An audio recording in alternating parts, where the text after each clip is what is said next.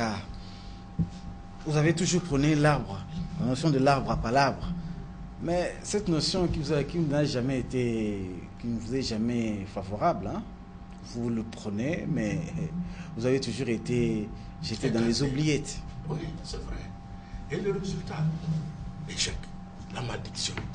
Non, mais il y a des progrès. Quel progrès pour aboutir au CNS. Il y a eu quand même certains acquis. Ça a donné quoi? Sans vous. Non, mon frère. Je vous avais dit que j'étais parti voir le vice-président Zahid Ngom avec la délégation de chef coutumier. Quand je lui ai présenté ce petit document-là sur l'accord global inclusif, il m'a dit, chef, Tozali Nazamba, il faut Tozonga. Vous ne pouvez pas aller chercher le diamant dans une forêt d'autrui sans l'autorisation. Mais votre apport, elle est technique, spirituelle. Non. L'apport, je peux vous dire que c'est culturel. C'est dans la culture. C'est culturel. C'est aussi ce que nous coutumiers, dans notre coutume. Coutumier occulte. Non. Vous, la coutume que vous donnez à vos enfants, c'est une coutume occulte. Qu'est-ce que c'est? Donc, je vous dis que aujourd'hui, il y a le tout est centralisé. Je ne sais pas si je ne m'abuse pas, je m'abuse peut-être. Les regards sont tournés vers Brazzaville. Hier, le présidium était parti à Brazzaville. Avant-hier, c'était le cardinal Laurent Monsef, de Kinshasa. Demain, ça sera peut-être une autre personne. Et les chefs coutumiers, rien. Et lorsqu'on va dire les chefs coutumiers, vous allez voir on va jamais, le vrai chef coutumier va fabriquer les chefs coutumiers pour aller là-bas. Et quand le résultat de pas là, on dit les chefs coutumiers étaient là-bas. Et lorsqu'on dit que les chefs coutumiers se trouvent dans la société civile, je m'inscris en faux. Nous sommes... Non, attendez. Non. Au Congo, il y a la dualité de pouvoir. Vous avez le pouvoir public et le pouvoir coutumier. Et vous savez aussi que la Constitution reconnaît cela. Mais pourquoi vous ne parlez qu'un seul pouvoir public? Attendez, monsieur, s'il vous plaît. Non. Je dis, est-ce que vous reconnaissez que dans ce pays, il y a la dualité de pouvoir? Il y a le pouvoir coutumier et le pouvoir public. Et alors, lorsque vous faites la répartition de compétences entre le pouvoir central et le province et le pouvoir local, aucune compétence pour le pouvoir coutumier. Lorsque vous répartissez les ressources financières entre vous, les politiciens et nos enfants que nous avons mis au monde, les chefs coutumiers, les chefs de village, dorment dans des conditions très malheureuses. C'est ça, vous ne pouvez pas avancer. Regardez un peu derrière si vous voulez sauver ce pays. Regardez derrière, et il ne faut pas entendre toujours les gens qui viennent vous dire, qui vont lire les livres demain, et puis ces livres-là ont été écrits ailleurs, vous venez appliquer cette théorie ici au Congo, ça ne va pas marcher. Merci beaucoup, chef Paka. S'il vous plaît, cette fois-ci, les chefs coutumiers seront j'ai donné la piste. J'ai dit, s'il vous plaît, j'ai donné la piste. Donnez ce pouvoir, conforme à l'article 207. Après concertation ici, si ça va, tant mieux. Si ça ne va pas, hein, nous voulons voir le président Tshisekedi et le président Kabila. À ce moment-là, on va leur donner les directives, on va s'attendre, ils vont nous écouter et je vous assure que les choses vont changer. Ils vont vous écouter. Merci beaucoup, chef Paka. Honorable, je me pose la question, allons-nous réussir avec les concertations nationales? La réponse est simple, oui, nous allons réussir. Mais oui, je pense que la réponse est simple. Ce n'est pas que si nous allons réussir, nous devons réussir. Nous avons cette obligation de pouvoir... Nous avons toujours cette obligation-là de réussir, mais on a toujours passé à côté. Non. C'est peut-être n'est pas bien analyser l'histoire de toutes ces grandes rencontres que nous avons eues en République démocratique du Congo. Mais pour ne pas oublier, je dirais à Norbert Yambayamba que tout à l'heure, en répondant, il a oublié de donner le nom de l'organisme, puisque moi j'ai oublié le nom de l'organisme qui a pris en charge les délégués qui sont partis. J'ai rédigé un projet et ce projet a été financé sur base de mon initiative. Ce n'est pas la fondation qui a donné. Écoutez, mais je l'ai bien dit, mon cher ami. Je vais bien introduire ce projet auprès du gouvernement de la République. C'est la moindre des préoccupations. Je suis désolé. S'il vous plaît. Okay. Bon, maintenant, je parle par rapport aux rencontres. Moi, j'ai toujours dit et je continuerai à le dire chaque rencontre que nous avons connue en République démocratique du Congo a apporté un fruit. Certes, pas tout ce qu'on a voulu. Je prends l'exemple, la conférence nationale souveraine a permis de bouger les choses. Les hommes politiques ont parlé, les gens ont discuté, les Congolais entre eux, même si ceux qui étaient là n'avaient pas la légitimité, c'est-à-dire n'étant pas les gens qui ont été désignés, envoyés, délégués par la population, mais il y a eu un mouvement, il y a eu un apport, il y a eu des acquis de cette conférence, bien que ceux-là même qui se sont battus pour cette conférence ont bradé ces acquis, mais il en a resté quand même beaucoup. Les Congolais ont eu la chance de pouvoir avoir un débat, ce qui n'existait pas, c'est dire des choses en face. Là, le dialogue intercongolais, la même chose. Nous avons été au dialogue intercongolais, ça nous a permis de refaire la République. Il ne faut pas oublier que la République démocratique du Congo, avec les accords de Lusaka, tels que nous l'avons aujourd'hui, n'existait plus. Pour aller à Gemena, c'était un problème. Pour téléphoner quelqu'un à Goma, il fallait faire le code du Rwanda, qu'il avait déjà annexé. Nous venons de très loin. Dire que le dialogue intercongolais n'a rien apporté, c'est grave. On a avancé quand même, c'est vrai. Le Rwanda ne nous a pas toujours laissé tranquilles.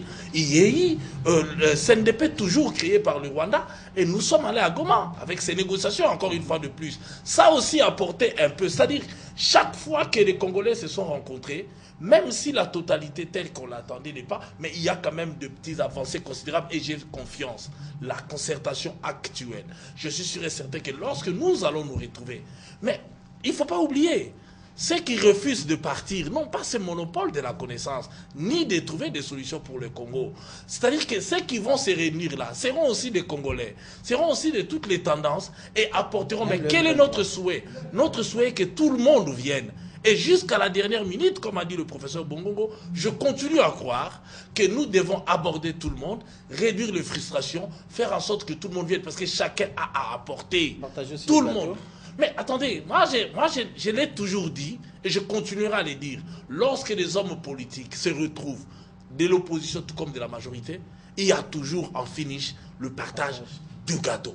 Donc c'est tout à fait normal. Les concertations nationales, il y aura partage de gâteau. Non, je ne dis pas. Nous voulons, si les Congolais qui vont se retrouver là-bas estiment que pour qu'il y ait cohésion nationale, Monsieur X ou le groupe X doit occuper telle fonction, je vois mal pourquoi est-ce que moi, je dois m'opposer à ça, puisque ça sera la volonté de ces gens-là. Bien que parmi eux, il y en a qui ont la légitimité de parler au nom du peuple, ceux qui ont la légitimité de parler au nom des provinces, parce que les sénateurs ont cette légitimité-là, nous avons cette légitimité de parler au nom du peuple, même ceux-là qui n'en ont pas, mais à qui nous, qui avons cette légitimité, c'est-à-dire le président de la République, qui a cette légitimité, leur donne le pouvoir de venir parler au nom de la population, apporteront quelque chose, et je suis sûr et certain que ceux-là amèneront, et si nous trouvons ensemble, par consensus, qu'il serait souhaitable que tel occupe telle fonction, tel groupe représente telle ou telle autre chose, quoi de mal, du moment où ce sont des Congolais, ils vont exercer, mais je dis bien, pas ceux-là qui ont les sangs, qui doivent être jugés. Parce que s'il y a la paix en Europe aujourd'hui, c'est parce qu'il y a eu Nuremberg. Nous n'allons pas accepter, moi personnellement, je prends l'engagement à la télévision, je n'accepterai pas d'être en face de ceux-là qui ont violé, qui ont tué, et à demain, je les vois occuper des hautes fonctions dans ces pays. On l'a accepté à Sun City et avec le 1+4, mais on ne va pas continuer. Sinon, ça va continuer. Sinon, on va faire la même chose que ce que nous avons fait hier et on n'aura pas avancé. Il faut qu'on avance, il faut qu'il y ait une cohésion. Mais le partage, c'est normal, il n'y aura pas d'inconvénient. Merci beaucoup, honorable Francis Kalombo. Merci également à vous, Denis Goko. Nous allons conclure cette émission. Chaque invité aura 1 minute pour conclure. Donc j'en profite pour poser les questions des téléspectateurs. Là, nous avons regroupé quelques questions. Honorable Francis Kalombo, ça serait également votre conclusion. Avez-vous déjà vu une organisation sérieuse dénoncer son espion, même par stratégie politique? Si. Et ça, c'est plusieurs fois d'ailleurs. C'est ça qu'on appelle une stratégie. Une stratégie, vous n'allez pas, ça va vous compliquer. Pour comprendre la stratégie, sinon l'objectif, je ne vais pas la tête. Lorsque moi j'ai annoncé que nous avons mis en place une stratégie, qu'il y aura telle personne qui ne va pas retirer sa candidature, on m'a dit la même chose. Mais la personne n'a pas retiré, a empêché l'opposition de pouvoir gagner. Parce que vous regardez le nombre de pourcentages. Joseph Kabila n'a pas eu 50%. Et ça, je rejoins le cardinal Moussembo qui, à son temps, disait que vous risquerez d'avoir un président illégitime dans ce pays qui n'aura pas la majorité, la voix de la majorité. Et demain, on lui a donné raison puisque le président Kabila a été élu avec moins de 50%, c'est-à-dire moins de la majorité du peuple congolais l'ont élu. Alors, maintenant, ça c'était un choix. Et nous, sachant que c'était ça, on devait mettre en place une stratégie qui pouvait nous permettre de pouvoir conserver le pouvoir. Nous ne sommes pas ici dans un milieu d'enfants de cœur. Et ça, les téléspectateurs doivent comprendre. Et une stratégie aussi. Il y a une façon de faire. Quand je sens qu'on soupçonne mon gars, je continue dans le même jeu, de manière à empêcher les autres de faire leur calcul. C'est ce que vous êtes en train de faire aujourd'hui. Moi, je fais mon travail. Je fais la politique autrement, puisque ce que j'ai dit aujourd'hui vont être retenus. J'ai posé la question. Demandez à Vital Kamerhe s'il n'a pas adhéré à l'UNC le 22 juin 2010. Il n'est pas fondateur de l'UNC, peut-être qu'il ne connaît même pas les fondateurs de ces partis-là. Et je mets quiconque votre conclusion, allez au ministère, vous verrez. Mais la guerre, ce n'est pas moi et lui. La guerre, c'est nous voulons que le Congo soit un. Et moi, je rigole, je mets en place ma stratégie, qui est la stratégie, et j'ai dit que je ne fais pas la religion ici. Je fais la politique. Et la politique que j'ai appris, j'ai un encadreur ici, hein, par devant moi, il va regarder, mais j'ai encadré ces petits, je les reconnais ou je ne les reconnais plus. C'est qui votre encadreur, s'il vous plaît? Mais le professeur Bongongo est là. Ah, d'accord. Moi, j'ai eu cette chance de passer entre les mains des grands.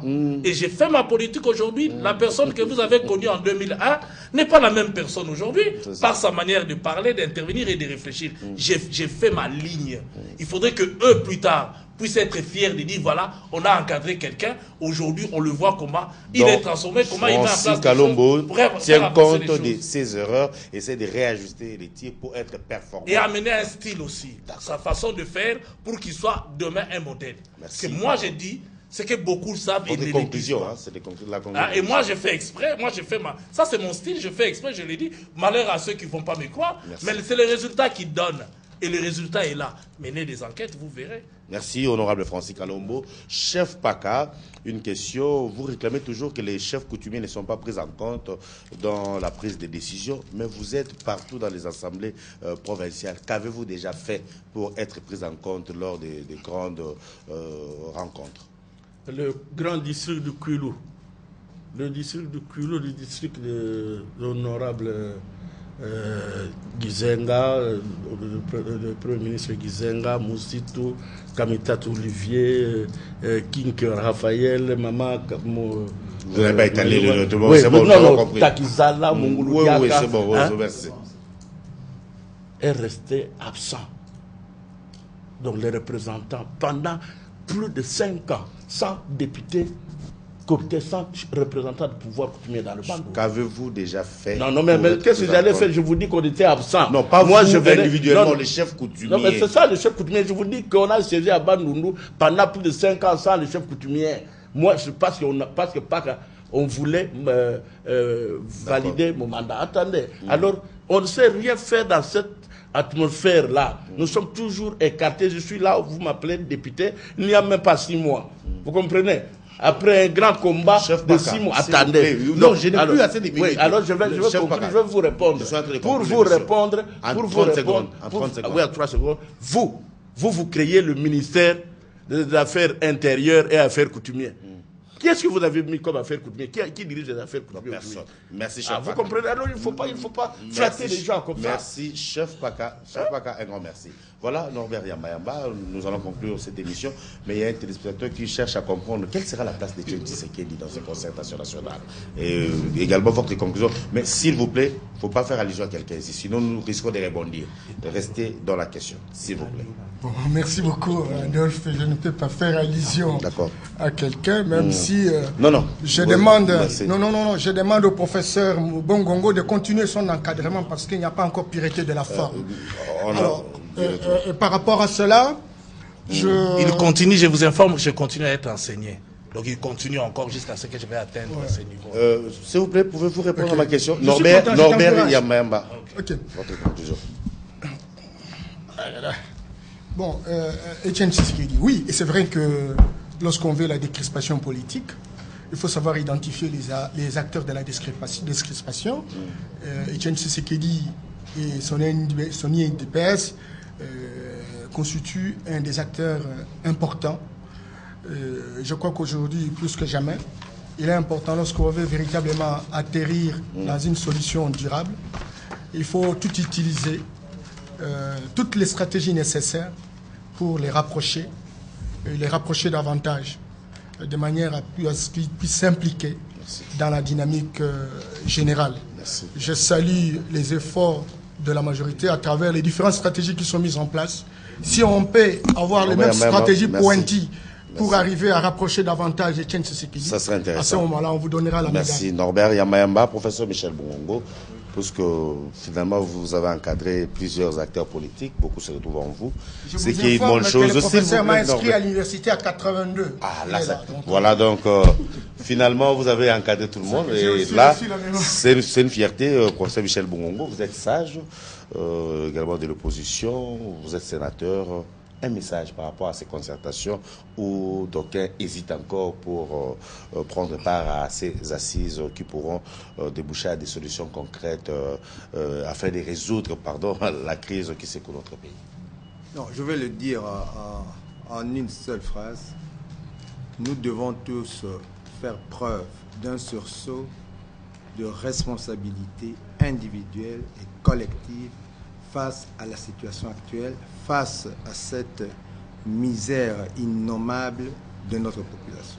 Merci Michel Bongongo. Mesdames et messieurs, c'est la fin de cette grande émission. Vous étiez nombreux à nous suivre. Père Jean-Marie Wenze, vicaire à la paroisse Saint-Philippe. Nous sommes là au camp Loka et toute la communauté des Oblats. Merci pour les conseils et les prières. Un grand merci également à Bénédicte Mutombo qui nous suit régulièrement sur les nets à partir de Londres. Occasion pour nous de vous souhaiter, Bénédicte Mutombo, un bon séjour à Kinshasa et à vous tous, de près ou de loin, qui font en sorte que cette émission puisse aider la population, aider la classe dirigeante, aider la société civile, bref, aider le peuple congolais à aller de l'avant à travers des débats intéressants, à travers des analyses responsables pour résoudre la crise dans notre pays. Un grand merci à toute la grande équipe technique, merci aux invités, honorable Francis Kalombo, élu de la circonscription de la Funa, ville province de Kinshasa, cadre du PPRD, un grand merci, honorable. Nous étions très heureux de vous avoir sur ce plateau pour la première fois, mais ça ne sera pas la dernière.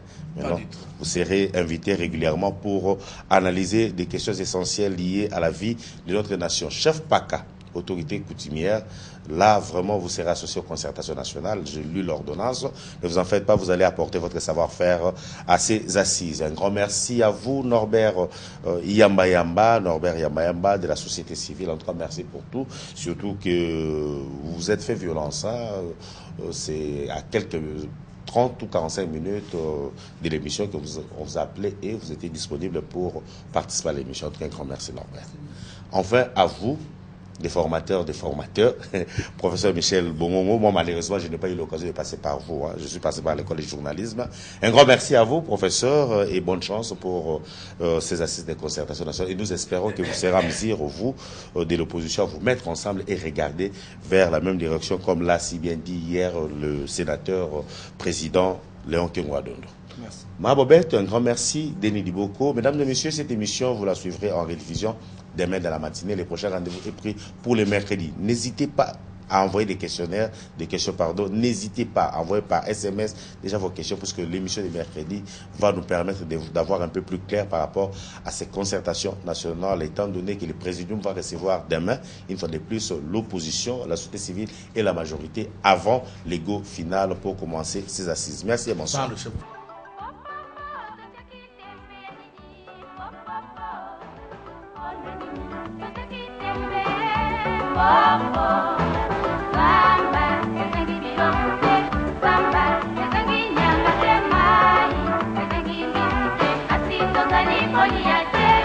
On